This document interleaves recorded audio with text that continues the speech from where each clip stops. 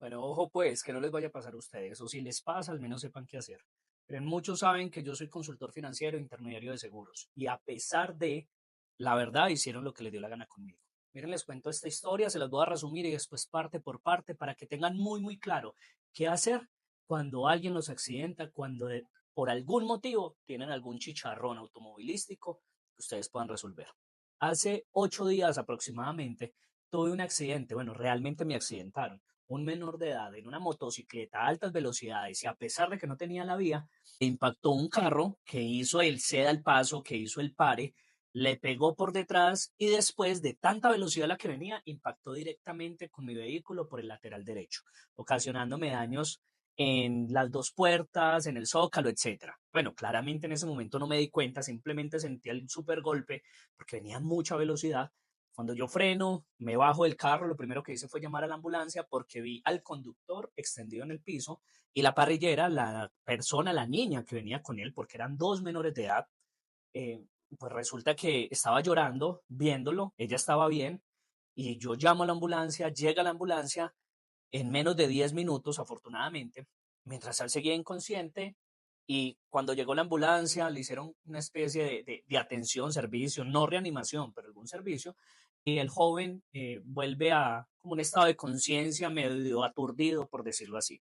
Yo empiezo a grabar, pues digamos que afortunadamente tuve cabeza fría, empiezo a grabar, no a la persona, pero sí dónde había quedado la motocicleta, dónde quedó el otro carro, lastimosamente no sé por qué se me pasó grabar el mío, pero después de esperar un rato y se fue la ambulancia, más o menos a la hora prácticamente llegó tránsito. Y cuando llega tránsito, pues me dicen, no, hay que inmovilizar los vehículos.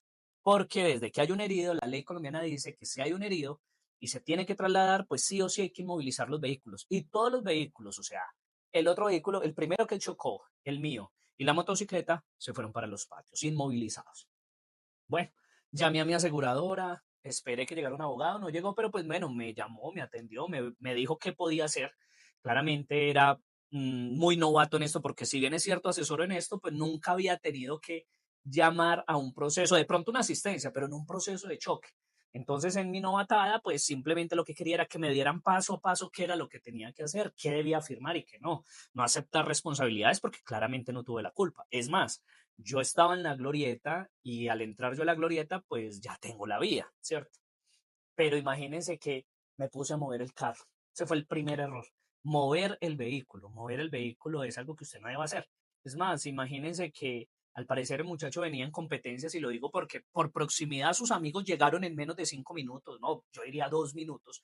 Llegaron donde él y pues al parecer tratando de culparme hasta alcancé a ver que uno de ellos puso una cerveza detrás de mi carro. Yo preferí mover mi vehículo por si llegaba la ambulancia que tuviese vía y darle vía a otros carros. De inocente. En todo caso, el abogado me dijo, los carros no se deben mover porque no hay pruebas contundentes. Si fuera eso, a mí se me olvidó grabar dónde estaba mi carro, imagínense. Con tristeza veo mi vehículo partir, saber que iba a estar varios días sin el vehículo, es más, porque el asesor me dijo, vas a estar hasta 8 días hábiles sin el carro. Y se tardó lo que quiso, lo que quiso. Y acaban unos temas también importantes, el nivel de corrupción tan fuerte que hay en este país.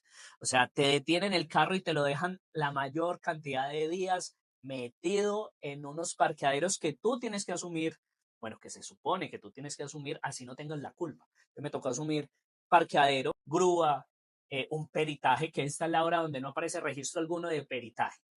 Fueron prácticamente 650.000 pesos colombianos y 9 días sin vehículo, porque imagínense que el juez supuestamente el que atendió mi caso, porque tengo que darle el poder a un abogado para que haga una audiencia, y el juez que atendió mi caso, según palabras del abogado, y que me dijo que entre nos, pero no lo voy a dejar entre nos, es que dice que el juez, cuando él le sugirió que no me cobraran patios y grúa porque no había sido culpa mía, que no, que él no iba a exonerar a ninguna persona privada para que pagara patios y grúas, que tenía que hacerlo. Después de comunicarme con diferentes abogados, ninguno acepta que yo lo tuviese que pagar, simplemente ese abogado. Imagínense qué bonito, que con tutela hubiese podido liberarlo. ¿Ah? Entonces eso me hace pensar, me hace sentir, me hace asumir, puedo estar en lo correcto o no, que posiblemente son diferentes partes las implicadas y se ven beneficiadas por más días que pase mi vehículo allí. después de todo eso y tener que pagar, esperar y pagar y gastar, me doy cuenta que para poder cobrarle al irresponsable, el que infringe la ley y el que simplemente por velocidad, por carrera o por lo que sea, porque, ojo, no podemos tener la culpa de algo, pero es muy diferente cuando lo hacemos sin intención. Cualquiera puede cometer un error, pero cuando vienes a una velocidad horrible, que ves que los otros carros paran y que vos te sientes el superhéroe y sientes que puedes pasar por encima del que sea y que todo el mundo se tiene que frenar por vos, pues ahí sí hay una intención clara de una persona que cree que puede pasar por encima de los demás y que lastimosamente pues su inmadurez, crianza o cualquier otro tipo de cosas pues lo llevan a tomar malas decisiones. Y pues no es justo que las personas que respetamos las normas pues tengamos que vernos afectados por ellos. Debido a todo esto, decido empezar un proceso para que esa persona pague, pero más que pague, porque ya les voy a contar por qué es difícil que pague, más que eso es pensar que esa persona se tiene que cuidar de sí misma, que esos padres de ese joven y de esa niña que también de manera irresponsable anda detrás de él, pues deberían velar por que no vuelva a pasar. Entonces se debe crear un precedente, no que el joven piense que simplemente lo puede seguir haciendo porque realmente no pasó nada. Y él sobrevivió y, bueno, y se me había pasado decirles algo. Yo llamé al otro día a un amigo de él porque nunca me quisieron dar el teléfono a ver cómo seguía, ni siquiera sabía dónde estaba. Y me dicen que está bien, que está estable, afortunadamente.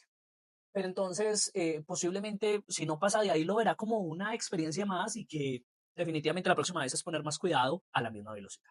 Entonces, quiero crear un precedente y mirar si efectivamente puedo cobrarle a esta persona. Y la mayoría de gente lo que me dice es, eso no sirve de nada, eso no sirve de nada porque cobrarles, ellos pueden decir que no van a pagar. Y curiosamente, de la aseguradora que me ha ido horrible con ella porque un servicio nada más para transferir a las áreas encargadas es horrible, 10 llamadas, me cuelgan en una situación de esas, imagínense cuán frustrante puede ser.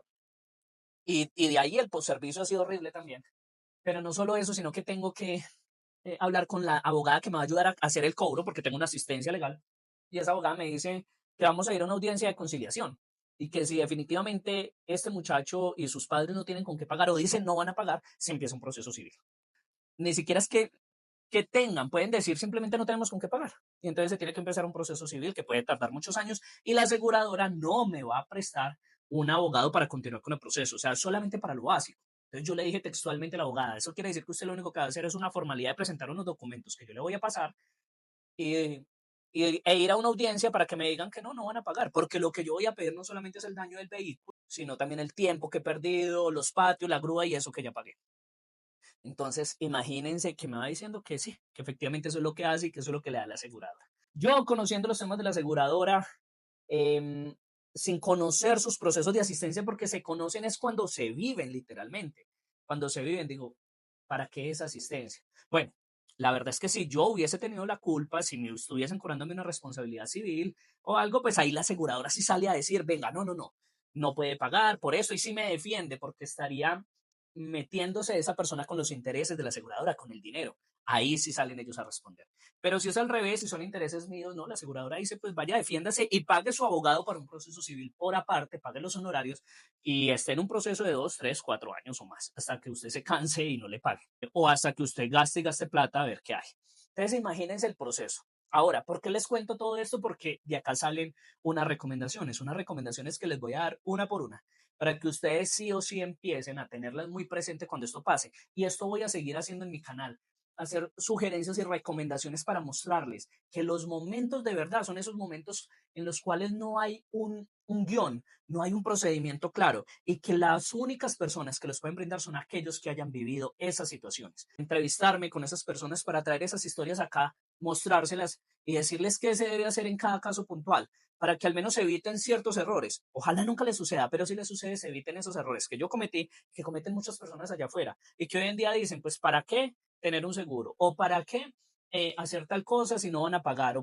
O no alzan la voz, no alzan la voz como entidades como tránsito, no alzan la voz frente a algunos abogados, no alzan la voz frente a nadie. Es increíble ver tanta corrupción que hay de parte de todas las entidades estatales, privadas, de parte de algunos profesionales y que hacen lo que quieren con nosotros, con personas que trabajamos día a día, que nos esforzamos por hacer las cosas bien y que simplemente cuando viene alguien irresponsable, cuando viene alguien a joderte, pues simplemente te toca asumirlo e ir a responder porque vos como persona que cumple los deberes, pues vas a ser definitivamente el que pague, porque esas otras personas no. No, no porque no tengan, simplemente porque no les da la gana y no hay una ley que les exija, ¿sí? Y lastimosamente se ve un complot alrededor de todo, personas que prácticamente confabulan para que esto siga así. Y por eso Colombia y gran parte del mundo está como está.